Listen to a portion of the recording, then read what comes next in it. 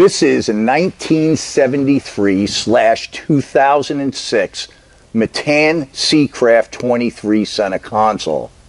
I say 2006 because that's when the boat first came to us when we did a complete Metan restoration.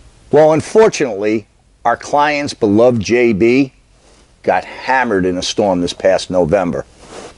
Tore the rear gunnel right off the boat and left a hole in the side of the hull half the size of my body. Well, this ended up being a pretty cool repair for a few reasons. First, we were able to utilize a hull section from an old derelict hull I had out back. The second, we were able to utilize our gunnel mold to our new Beretta Cove 26. Well, the 26 is merely a 23 Seacraft stretched, so we were able to use the mold to make the new replacement part.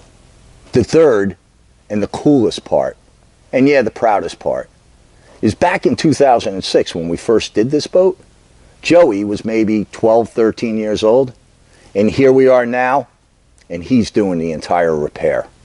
Well, at this point, the major repair is complete, from the part fabrication to the fiberglass work to once again laying down the Metan glass, not to mention some very cool non-skid details. As you can see, I'm currently wiring the vessel with a new DC wiring system and rigging it with new power. We originally rigged JB with the Suzuki 250 as we did with many of our Seacraft builds back then. Well, to find out what we chose for power this time around, along with electronics and other cool goodies, you will have to tune in to a future series of episodes on the rebuilding of JB the second time around. But for now, join us Sunday, June 7th for our season premiere of Making It Metan on our YouTube channel.